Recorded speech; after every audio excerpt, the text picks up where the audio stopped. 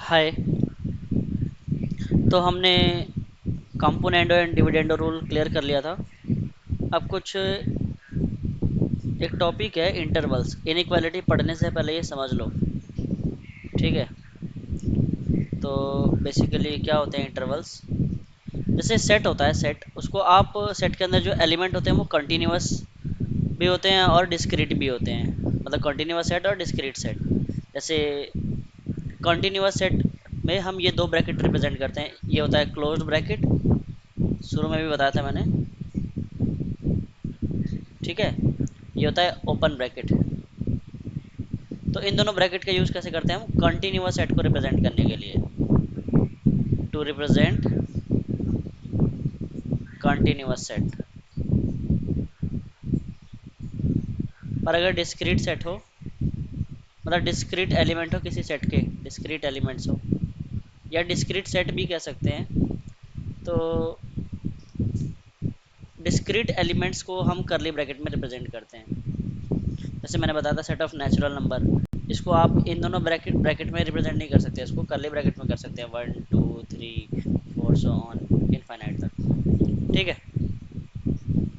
और मैंने शायद ये भी बताया था, जैसे ए बी लिखा है, इसका नंबर, इसका मतलब क्या होता है? All the numbers between A B including A and B. Okay, सारे नंबर्स ए और बी के बीच में ए भी इंक्लूड होगा और बी भी इंक्लूड होगा, ठीक है। तो ये क्लोज ब्रैकेट लगा है और ऐसे लिखा ए एंड बी, इसका मतलब क्या होता है? All the numbers between A and B, बस सारे के सारे नंबर ए और बी के बीच में, इसमें ए इंक्लूड नहीं होता, बी इंक्लूड नहीं होता। अच्छा, इसको ये बोलने की ज़रूरत नहीं है कि एक्सक्लूडिंग ए एंड बी, ऐसा नहीं बोलेंगे, बस इतना ही बोल दिया, all the numbers between A and B, बस। अच्छा, इसको बोलते हैं semi open bracket. Semi open bracket में ए इंक्लूड नहीं होता, और इसको बोलते हैं, मतलब ये क्या है, सेमी ओपन ब्रैकेट। और ये होता है सेमी क्लोज्ड ब्रैकेट, ठीक है।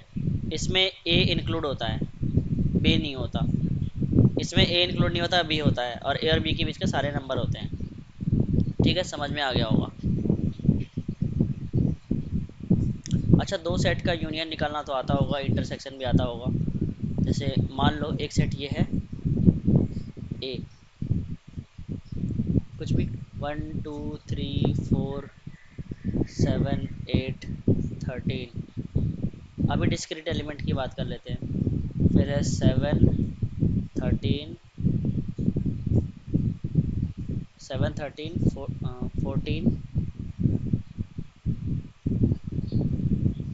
16 19। तो मैं आपसे पूछूंगा ए यूनियन बी बताओ।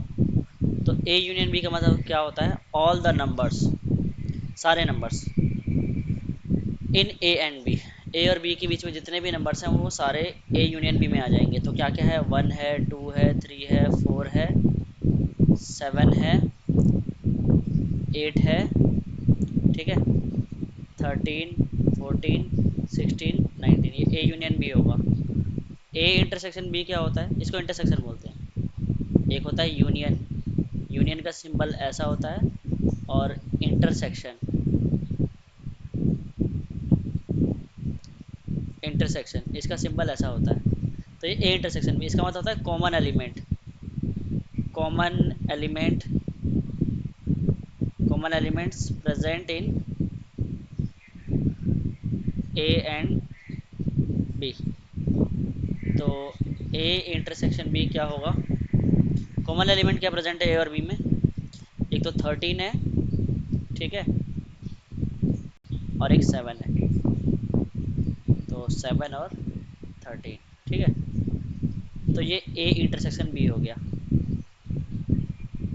अच्छा, अगर ऐसा दिया हो कंटिन्यूअस सेट, जैसे ए गिवन है -3 से 12, और बी गिवन है 4 से 13, तो इनका यूनियन क्या होगा, ए यूनियन बी। तो ए यूनियन बी क्या होगा, आप नंबर लाइन पे भी इनको रिप्रेजेंट कर सकते हो। जैसे ये चारों नंबर पहले प्लॉट कर लिया, सबसे छोटा नंबर क्या है -3, फिर इससे बड़ा 4, फिर है 12, फिर 13। तो सेट ए क्या कहता है, -3 से 12, ये रहा -3 और ये रहा 12, ठीक है, ये सेट ए कहता है। सेट बी क्या कहता है, 4 पे ओपन है, ठीक है, 4 से 13। तो ए यूनियन बी में क्या आ जाएगा, सब कुछ, ए के भी एलिमेंट और बी के भी एलिमेंट, तो टोटल क्या आ जाएगा, -3 से 13, ये ए यूनियन बी आ गया। और इसी तरह से ए इंटरसेक्शन बी जो कॉमन एलिमेंट होगा, तो कॉमन एलिमेंट कितना है, ओनली इतना है ना, दोनों में कॉमन पार्ट, तो क्या आएगा, जैसे 4 इसमें है, इसमें नहीं है, ये सेट ए था, ये सेट बी था, तो दोनों में होता तब आता ना, दोनों में नहीं है, किसी एक में है, इसीलिए ओपन लगेगा 4 पे। 12 दोनों में है, तो 12 पे क्लोज्ड, ठीक है। तो ये इसको पढ़ेंगे सेमी ओपन 4 to 12, यानी कि 4 इंक्लूड नहीं है पर 12 इंक्लूड है, ठीक है। चलो कुछ और एग्जांपल ले लेते हैं, जैसे ए है -3 से 12 यूनियन 19 से 26, ठीक है। और सेट बी है -1 से 15 ओपन यूनियन 23 से 28, ठीक है। तो ए इंटरसेक्शन बी बताओ और ए यूनियन बी बताओ। तो पहले प्लॉट करो, क्या क्या है, सबसे छोटा तो इसमें -3 है, फिर है -1, फिर है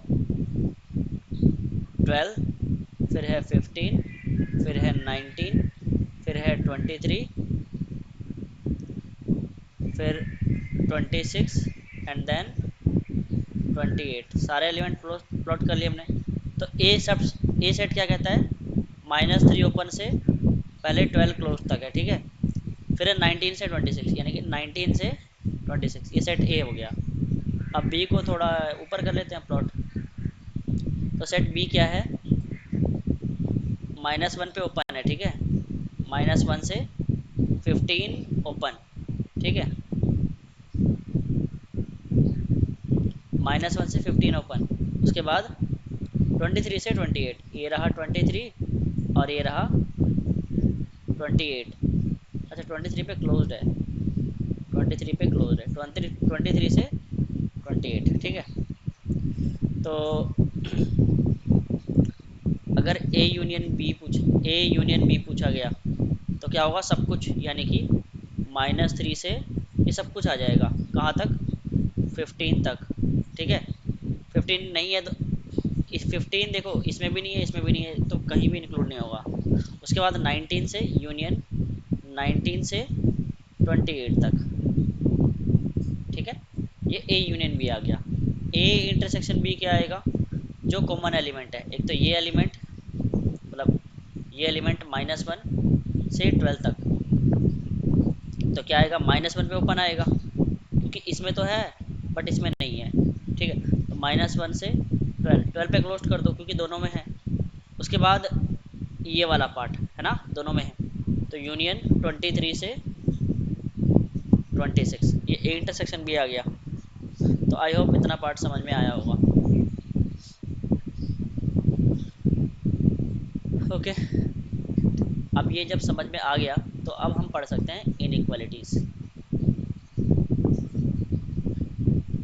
ठीक है, शुरू करते हैं इनइक्वालिटीज़।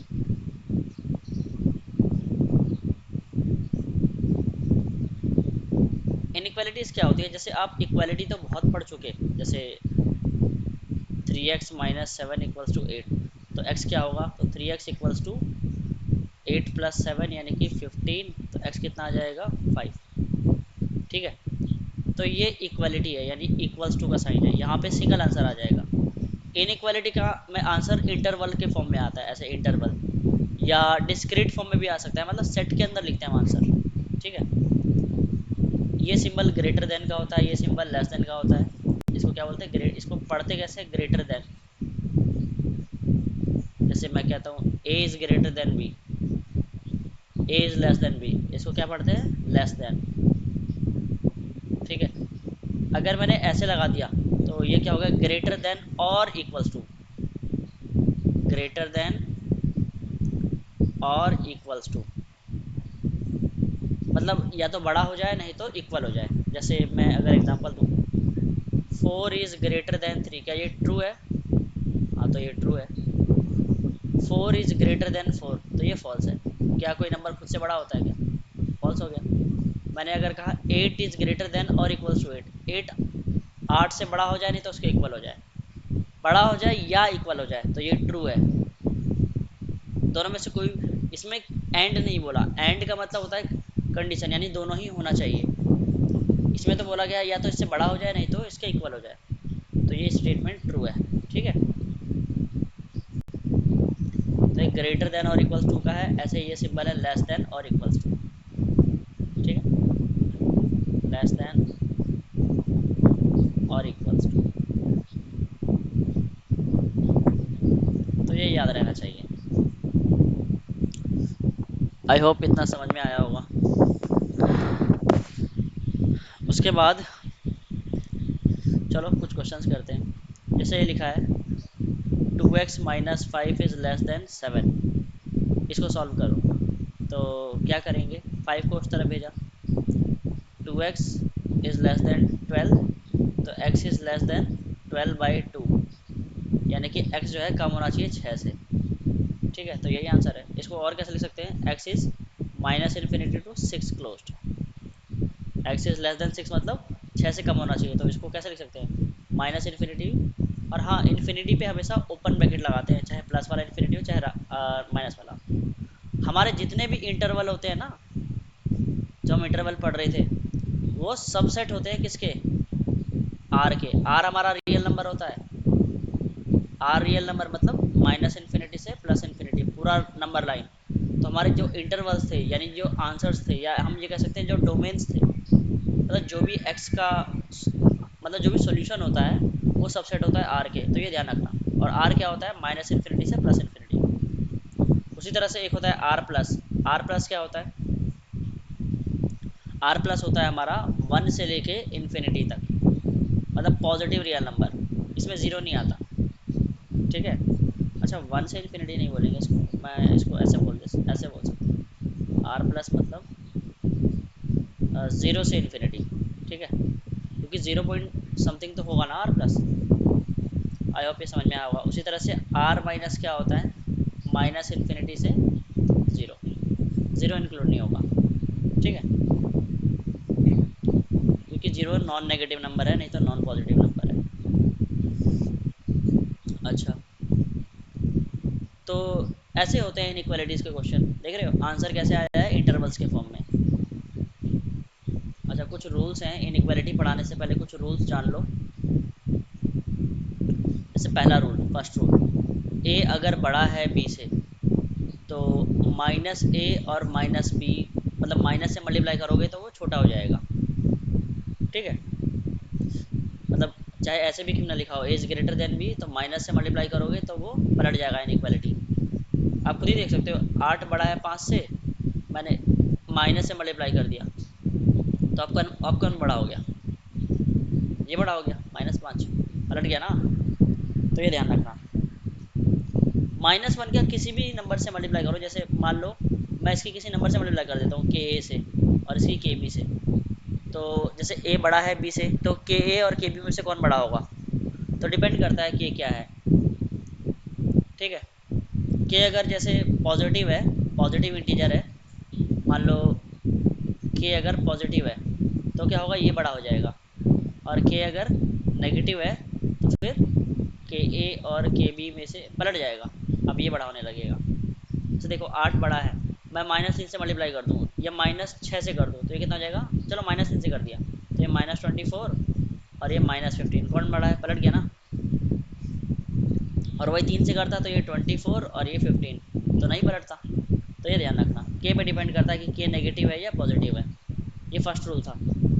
सेकंड रूल क्या कहता है, जैसे ए बड़ा है बी से, तो 1/a और 1/b, अब कौन बड़ा होगा, 1/b बड़ा हो जाएगा।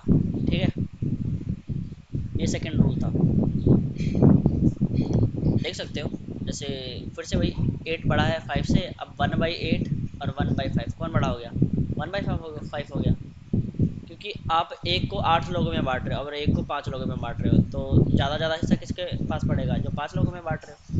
ठीक है, ये लगभग 0.1 को 8 से डिवाइड करोगे तो कितना आएगा, 0.125, और ये कितना आएगा 0.5, तो यही बड़ा हुआ। तो आई होप ये समझ में आ गया होगा।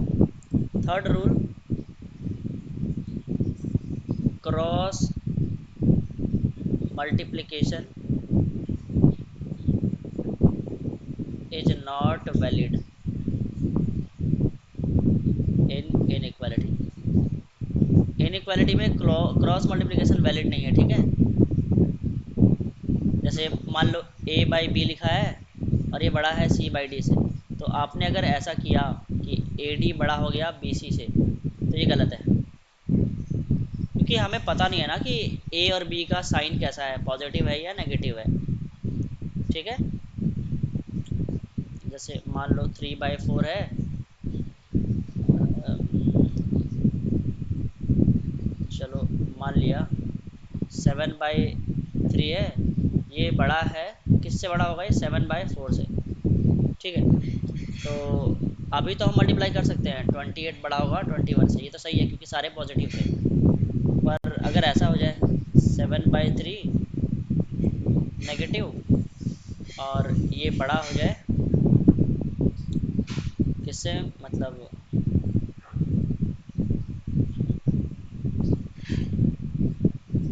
-7/4। ठीक है,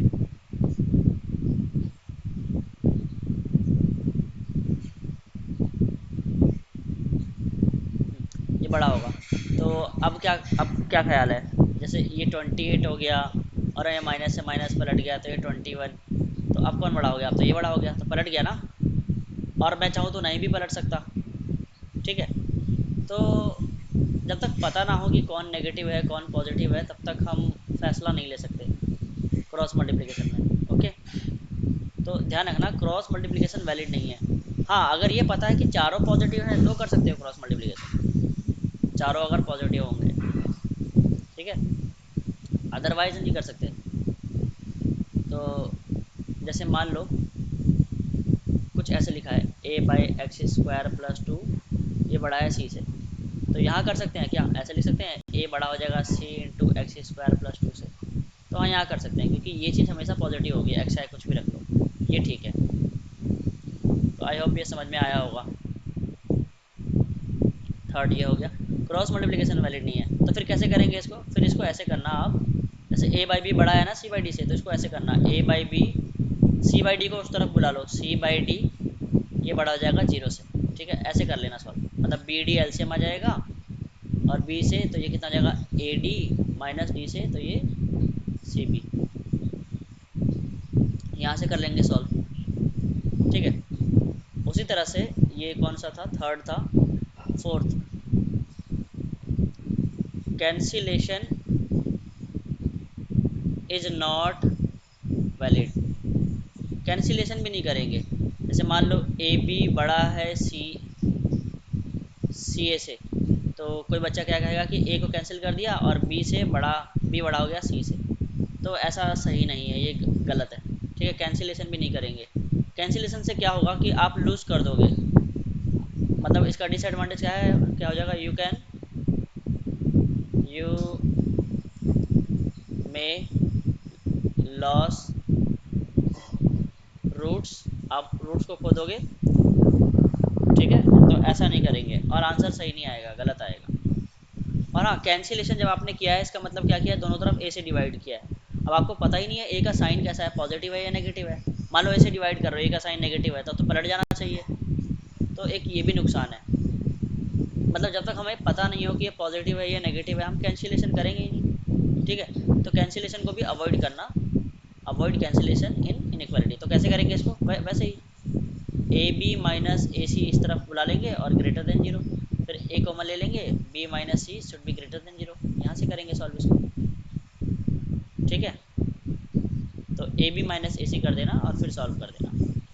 तो ये तो फोर्थ रूल हो गया, तो कैंसिलेशन भी वैलिड नहीं होता इनइक्वालिटी में। आई होप इतना समझ में आया होगा।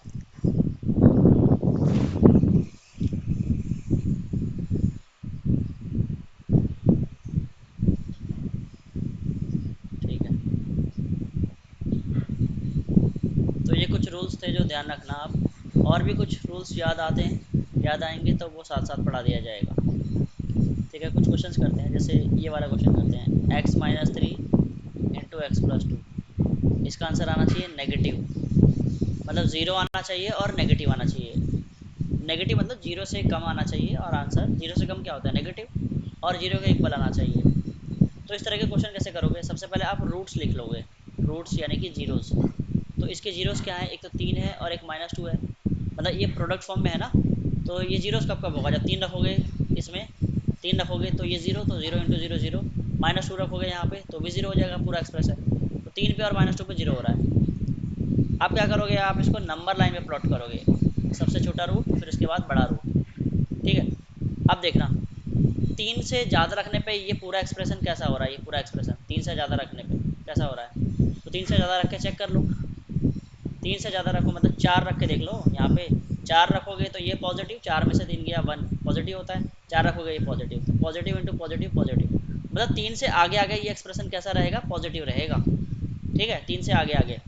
और -2 और 3 के बीच में कैसा रहेगा, तो कोई भी एक नंबर सेलेक्ट कर लो, -2 और 3, जीरो सेलेक्ट कर सकते हो, जीरो रखोगे तो ये नेगेटिव आएगा और ये पॉजिटिव आएगा, तो नेगेटिव इंटू पॉजिटिव क्या होता है नेगेटिव। उसी तरह से -2 से कम लेके देखो, -2 से कम क्या होता है -3, -3 लेके देखो तो ये नेगेटिव आएगा और ये भी नेगेटिव आएगा, नेगेटिव इंटू नेगेटिव पॉजिटिव। ठीक है, अब ये डिमांड क्या कर रहा है, एक तो जीरो की, तो जीरो तो इस पे होना ही है, 3 पे भी होना है और 2 पर भी, और क्या डिमांड कर रहा है नेगेटिव, तो नेगेटिव वाला इंटरवल तो यही है ना, तो आंसर क्या आ जाएगा आपका -2 पे, क्योंकि -2 भी है होगा आंसर में, -2 रखोगे तो जीरो होगा, ये डिमांड किसकी कर रहा है नेगेटिव होने की और जीरो होने की, तो -2 से 3 ये आंसर आ जाएगा।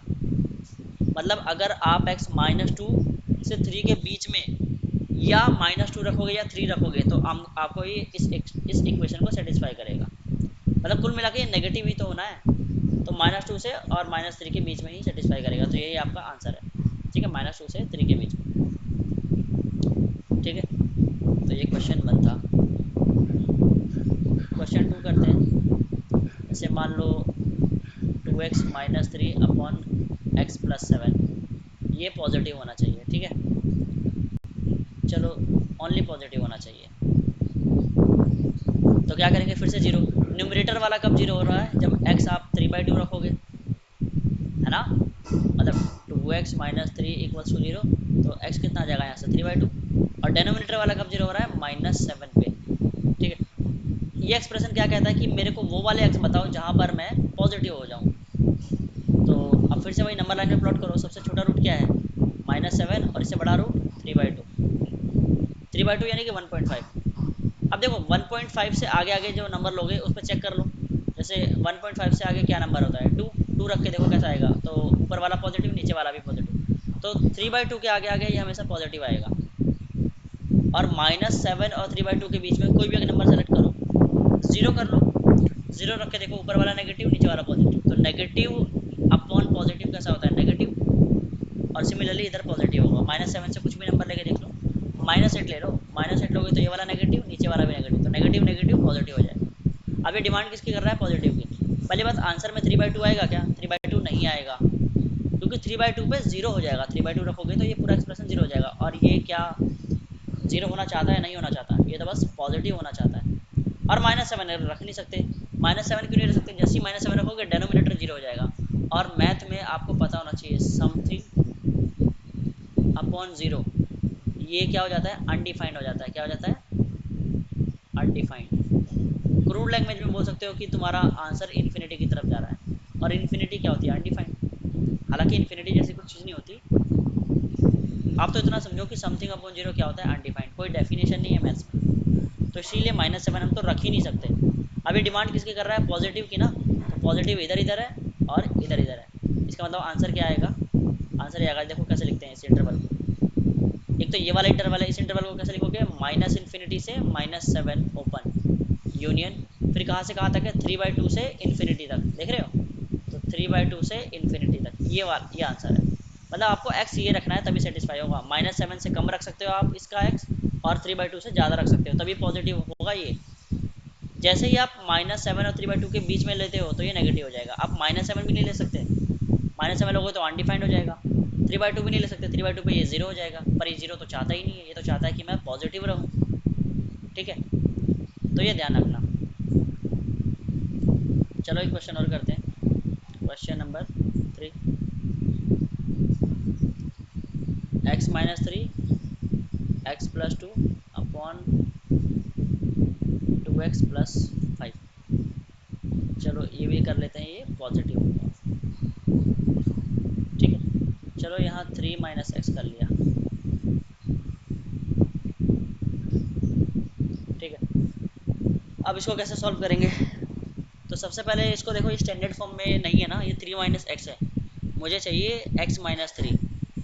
तो x-3 कैसे बनेगा, माइनस से मेरे को मल्टीप्लाई करना होगा ना दोनों तरफ, तो माइनस से मल्टीप्लाई करोगे तो ये क्या बनेगा, x-3, और ये क्या बना, x+2, और ये क्या बनेगा, 2x+5। तो माइनस से जैसे मल्टीप्लाई किया ये इनइक्वालिटी पलट गया, देखो आप खुद ही, 5 बड़ा है 0 से, माइनस से मल्टीप्लाई करो तो -5 और 0, अब कौन बड़ा है, 0 बड़ा हो गया ना, तो पलट गया ना, तो इसीलिए माइनस से मल्टीप्लाई करोगे तो पलट गया। अब ये स्टैंडर्ड फॉर्म में है। अब रूट्स क्या क्या है यहाँ से, एक तो यहाँ से तुमको 3 मिलेगा, यहाँ से -2, और यहाँ से -5/2। करना क्या है इन रूट्स को, वही नंबर लाइन पे प्लॉट। सबसे छोटा रूट कौन सा है, सबसे छोटा रूट यही है ना, -5/2, फिर है -2, फिर है 3।